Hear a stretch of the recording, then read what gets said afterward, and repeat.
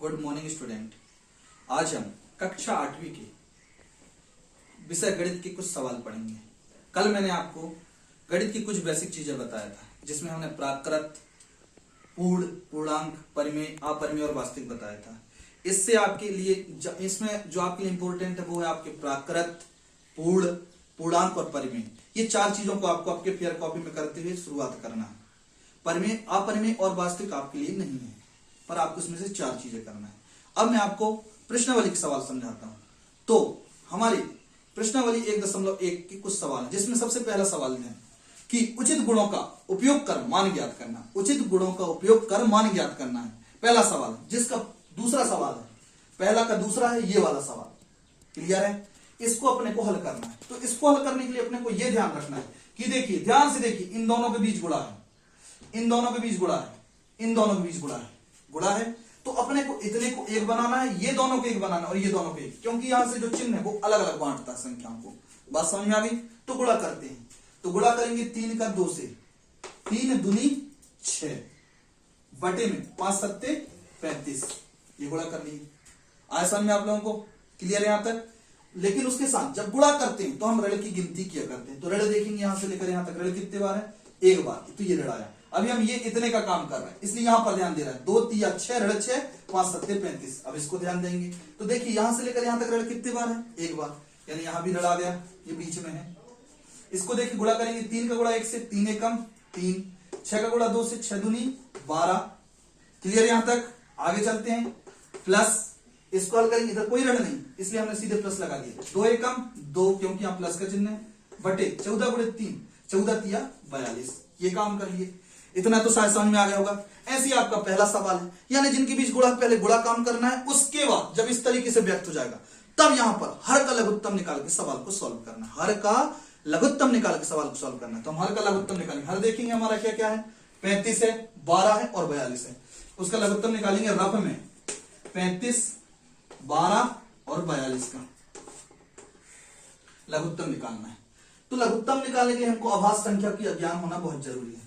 अभाज्य संख्या वह संख्या जिसमें स्वयं के अलावा किसी और का भाग नहीं जाता। स्वयं के अलावा किसी और का भाग नहीं जाता। हमारी सबसे पहली अभाज्य संख्या 2। तो देख के बताइए, क्या 2 का इसमें भाग जा रहा है? इसमें तो नहीं जा रहा, लेकिन इसमें जाएगा, तो दे दीजिए। 2 का भाग 35 में नहीं गया, तो 35 की 35, 12 में गया, 2 छिक्का 12। 2 का भाग इसमें भी देखते हैं, 2 दूनी 4, 2 एकम 2, यानी 2 का भाग चला गया। अब देखिए, यहां पर अभी भी क्या 2 का भाग जा रहा है? तो जा रहा है, लेकिन सिर्फ एक संख्या, किसमें? 6 में। तो दे दीजिए। बाकी को जम करते हो, ये हम लघुत्तम निकाल रहे हैं। 35 की 35, 2 तिया 6, 21 की 21। यहां तक समझ में आ गया होगा। अब किसका भाग जाएगा? अब देख सकते हैं 3 का भाग जाएगा। तो देखते देखते हैं 3 का, क्या 3 का भाग यहां जा रहा है? नहीं जा रहा है। इसमें जाएगा, ये 3 में नहीं जा रहा, 3 का जम करते हो 35। इसमें गया 3 एकम 3, इसमें गया 3 सत्ते 21। अब किसका भाग जाएगा? अब 5 का जाएगा।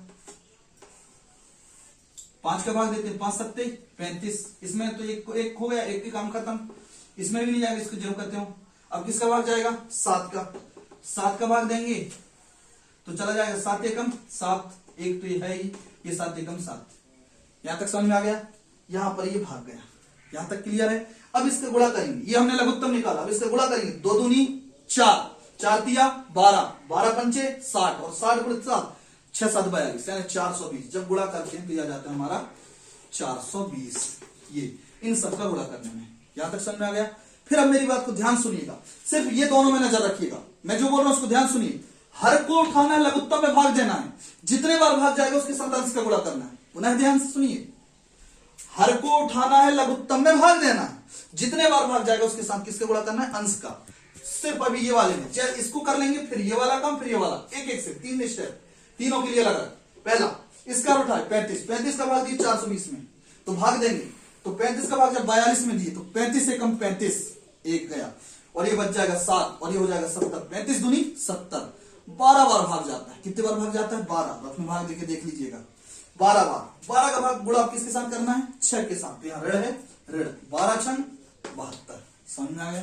पुनः ध्यान सुनिए, हमने 35 को उठाया, इसमें भाग दिया, तो 12 बार गया, 12 गुणा किए 6 से, 12 छंग 72।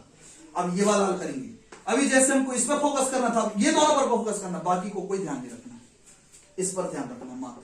तो जब 12 का भाग देंगे 420 में, तो अभी हमने 35 का भाग दिया तो कितने बार गया था? 12 बार। तो अब 12 का भाग देंगे कितने बार जाएगा? 35 बार जाएगा। 35 से किसका गुणा करेंगे? 3 का।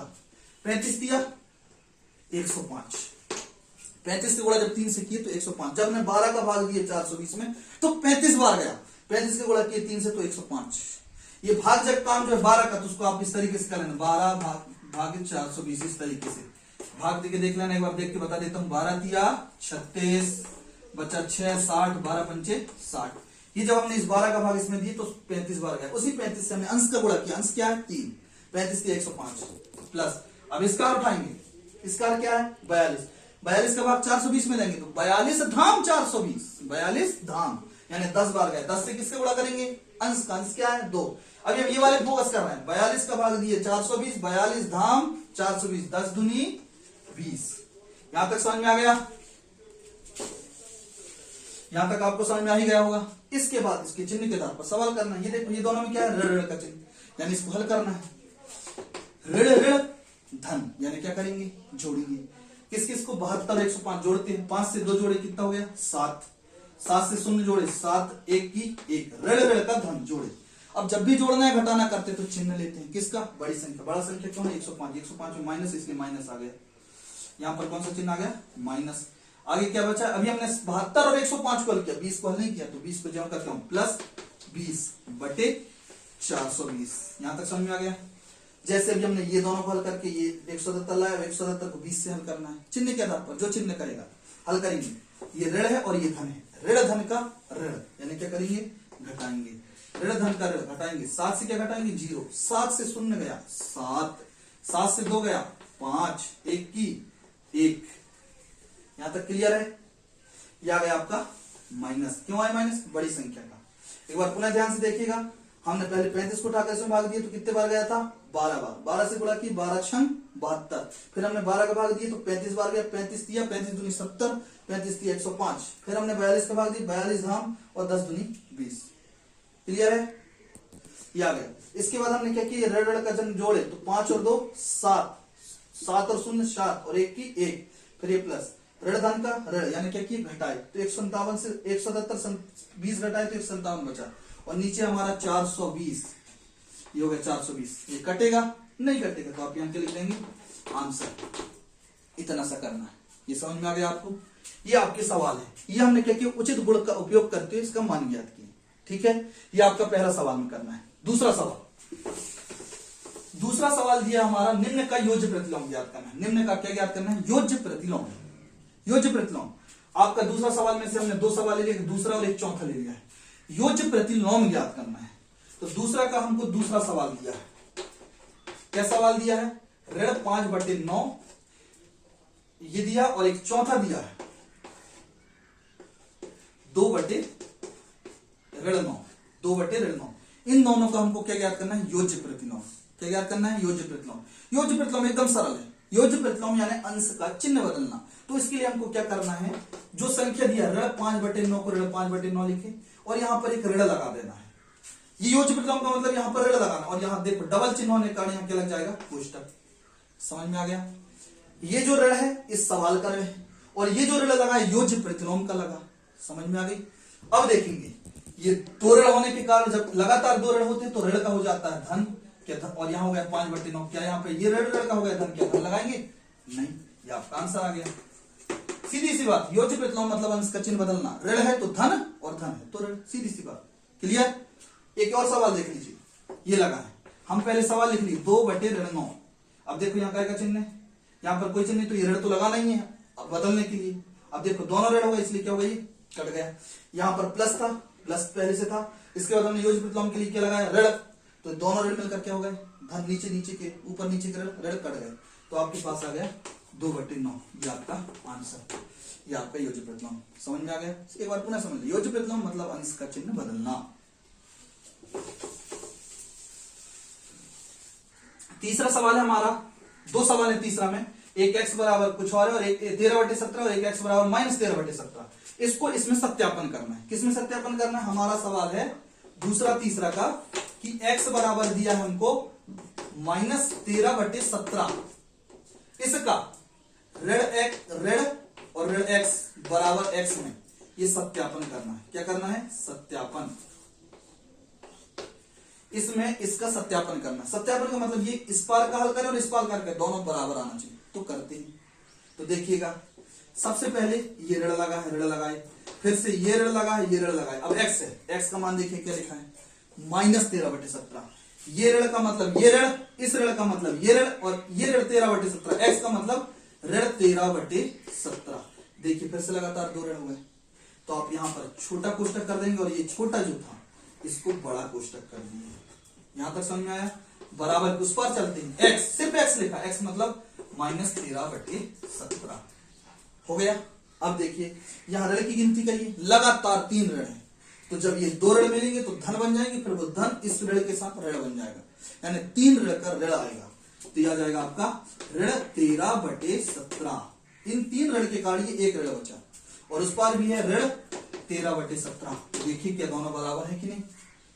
इस सवाल को भी जब हम हल किए तो बराबर आ रहे हैं दोनों, तो हम यहां लिख देंगे यह सत्यापित है।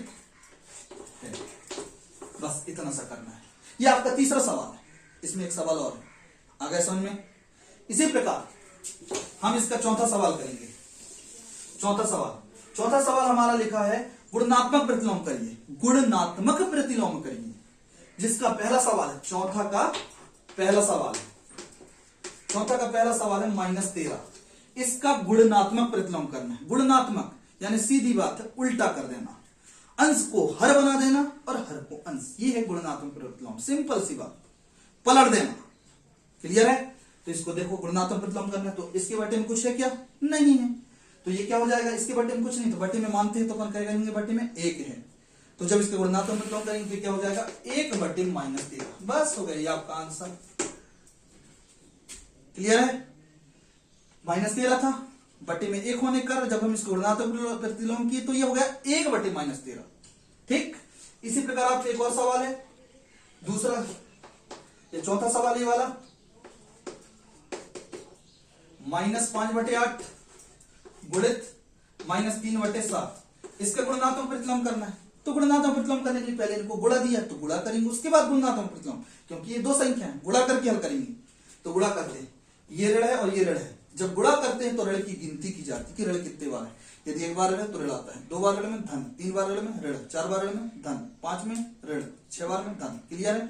तो यहाँ 2 बार ऋण है, तो 5 दिया 15, क्या ऋण बचा? नहीं। नीचे गुणा किए, 8 और 7 काट सकते, 56, ये हमने गुणा कर लिया। अब इसका गुणात्मक प्रतिलोम करना, अब इसको गुणात्मक प्रतिलोम, गुणात्मक मतलब बदल देना, अंश को हर और हर को अंश। ये 15/56, तो क्या हो जाएगा? 56/15, और ये आपका आ गया आंसर। देख के बताइए समझ में आया या नहीं? क्लियर है? इस तरीके से आप इस प्रश्नावली के चारों के एक एक सवाल करके हमको दिखाइएगा। पहला सवाल जो हमने समझाया उसका एक सवाल करना, दूसरा योज्य प्रतिलोम के एक सवाल करना, फिर तीसरा का एक सवाल करना सत्यापन वाला, चौथे का एक सवाल करके, 2 सवाल करके इसका डालना फोटो।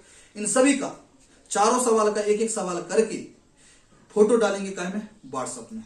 समझ में आ गया? और कोई प्रॉब्लम हो तो फोन लगा के पूछ सकते हैं। धन्यवाद।